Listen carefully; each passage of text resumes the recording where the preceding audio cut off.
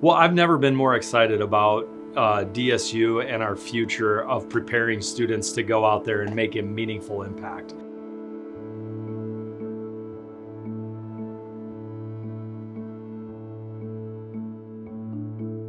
What I see happening right now is I see a bunch of innovative programs and majors that are available for students.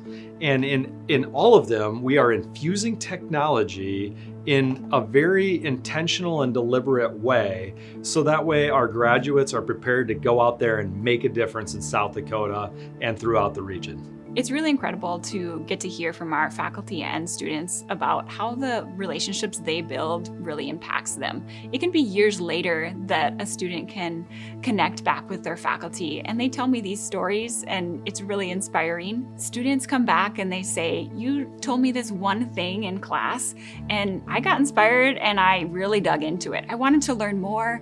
I wanted to tinker with it. I wanted to ask more questions." Faculty and students really get to connect.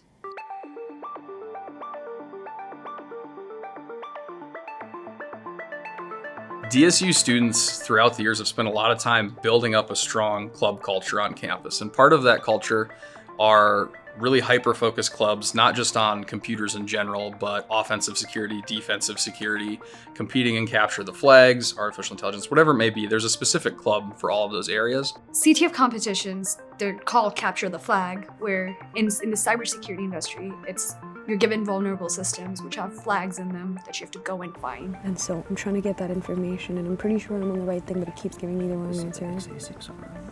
Yeah. I knew I had the answer. It was just, so CTFs oftentimes, some CTFs, they require a specific format for the answer. Even though you have the answer, some letters need to be capital, you need to have it in the flag format. Which one did you try? Right now I tried RV64GC, and then I tried RV332, which is perfectly the wrong answer, but I'm pretty sure I've got the right answer. Can I have one more try? RV64, but without the GC. And my team was just like, maybe don't try it, but I'm like, no, I know I can do this, and I know I've got the answer, it's just I've got the format wrong. Got it. Oh my lord. It was risky. It was this one. Cool. Good job. What's cool is we've been able to build up financial support on the institution side to pay for those students to go participate in a lot of competitions around the country. And I think even outside of the country in some cases, that's just a really neat opportunity because it's mostly driven by competitions the students want to do. They've built up those skills internal to their clubs, and then they're competing, representing themselves and the university very well.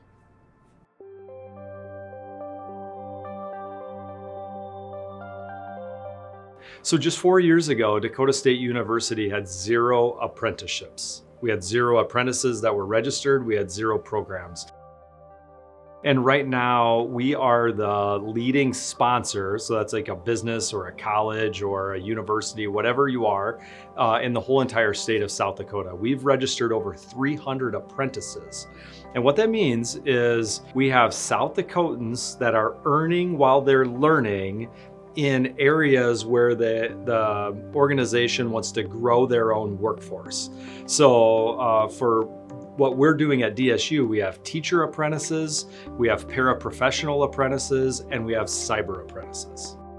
I'm really excited about our youth apprenticeship pathways that we have right now because it's giving high school kids between the ages of 16 and before they graduate, real life experiences in our paraprofessional apprenticeship pathway of working with kids, in our cyber apprenticeship pathway of working with their school district's IT department and working on software and hardware in their school districts. How do you get maybe high school students who really know that they want to teach and they can start in this apprenticeship program? We have been learning a lot about Gen Z and how they don't value education, higher education, the way we perhaps have in the past.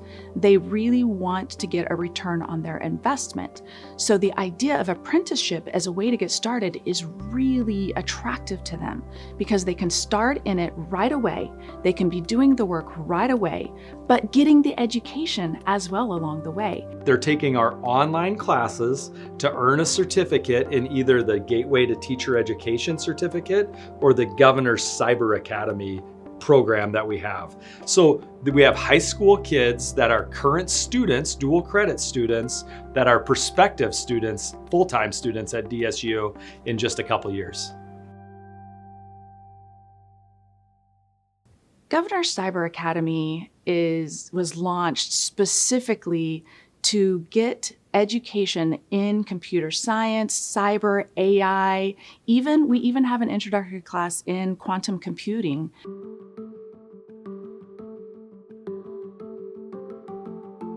Students in rural areas of South Dakota can take those classes through the Governor Cyber Academy. We've removed a lot of the barrier of the cost, thanks to the state funding that. And it's been a program that has been highly successful. All right, turn head right. Still doesn't. It allows South Dakota K-12 students, and particularly high school students, to have exposure to fields that they might not otherwise have exposure to. And it also then gives them an opportunity to complete up to 30 credits in highly technical courses. So when they come to DSU or another Board of Regents institution, they already have some of that technical work under their belt. And under Dean David DeYoung's leadership, it is just flourishing. And we are so excited that we are bringing in Dr. Trent Dawson to come and lead that effort. It's such an interesting thing because he has such a unique background, and the Governor Cyber Academy is so unique. When we met him, we're like, how in the world does somebody have exactly all the experience we need to come and lead that effort? And he is somebody who has that experience. We're so excited to have him come and just take us to the next level with the Governor Cyber Academy.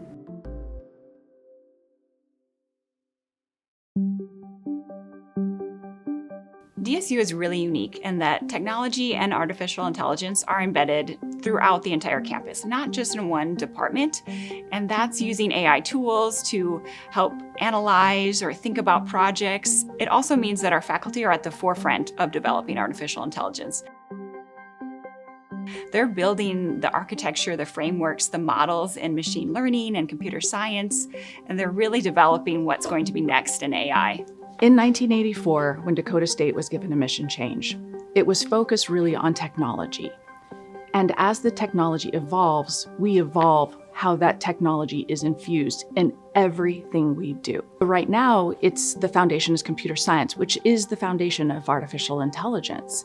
Every college on campus is infusing artificial intelligence into their curriculum. We want to be AI leading, and in AI leading space, you can't teach history or math or English or special education without understanding the basics of AI and how to apply it in your field. The future of every single job is going to include some aspect of artificial intelligence. And I truly appreciate how at DSU, we are training people how to think about using AI appropriately. We start by making sure that our students are thinking first, and then they're learning how to use AI and which AI product to use. And then they're closing the learning loop by thinking again as a human. Education informs research. Research informs education. And that's why we want our faculty engaged in both teaching and in research. And right now, the ways that our faculty are being innovative in the classroom and in research in AI is amazing. The research here makes you really truly understand the technology, first off, because it's a very applied. What we do here is very applied in nature. It's not just like purely theoretical.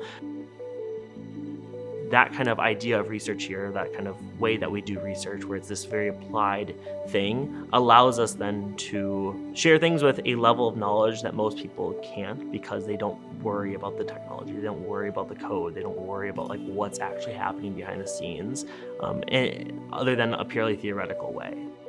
In the Mad Labs, we have several projects that are working to keep South Dakota secure. Our Digital Forensics Lab for Cyber Enforcement. We work with 110 different local, state, federal, tribal partners on cyber forensic investigations. And Will and Eli are two brilliant people who are working to help investigate cyber crimes that occur in South Dakota. With SecureSD, Mike Waldner is leading that effort to help secure and protect the local governments of South Dakota.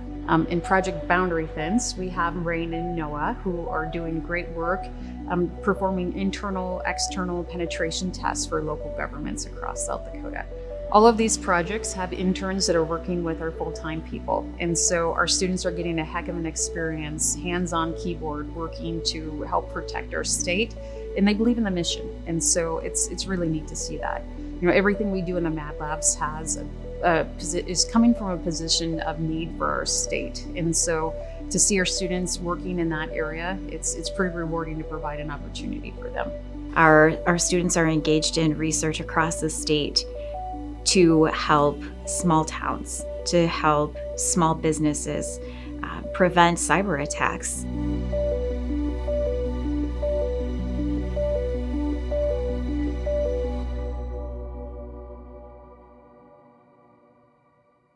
SBS Cybersecurity basically came to DSU for AI Bagel Time and had proposed several different projects, ideas, problems that they wanted students to solve. All of us on this team had really gravitated towards this deepfake educational materials, where basically they wanted us to build some sort of module to show and highlight the risks of deepfakes and that they could bring to other companies and use it basically as some sort of like training. So this is Deepfake Live. It's the open source repo that my team and I worked with. It's completely free, easy to download straight off of GitHub. A few things to make note of here is our camera source. Right now we're just using the webcam of our laptop, so the integrated webcam of the laptop. And then you can see a few of these modules here, like face detector, face aligner. Basically, these are the parts that are finding, locating your face, and then through various points like your eyes, nose, and mouth, it is going to create a mesh to use then later on when we actually want to swap our face. Over on this side then, we can see a bunch of the different options, right? We can do face swap insight, face animator, face swap DFM, which are basically just a bunch of preloaded models that we have to change into whoever we want. Right now I'm Elon Musk, but we can go ahead and change that to Vin Diesel. And after a few seconds here, it will then start up another output, where now I am Vin Diesel, but with a lot of hair. If we go from there, we can then from the stream output create a window like so, where then it is basically this pop out. And from this window, we can use some software called OBS to create a virtual camera. And from that virtual camera, we can import it into any sort of Zoom meeting, any sort of software conference calls, online like Teams, Zoom, Google Meet, etc. So one instance, I could be Vin Diesel in one of these Zoom calls, and then I could hop onto another, and all of a sudden I am going to be Elon Musk in another. But really, you might be targeting real actors, real people, real victims. When we started, we didn't really think anything was going to come of it, but just being here at DSU, opportunities just open up to you like a crazy amount, just knowing your professors, knowing who they are. And so when Dr. Mark Spanier eventually, emailed us about this opportunity with CAPE, we were like, whoa, like we have to do it. Like this is a free trip to DC. This is a way that we get to see kind of, the world in a new light. All these different things opened up to us, at least in terms of opportunities, just because of like one simple idea and like how we kind of took it and built it into something way more important.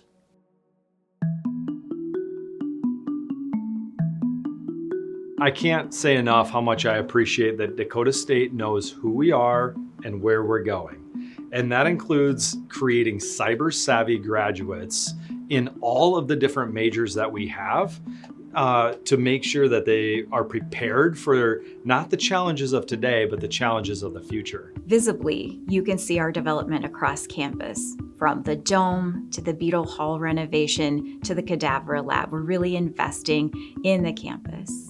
Every semester, I believe for about 12 years, we have had enrollment growth.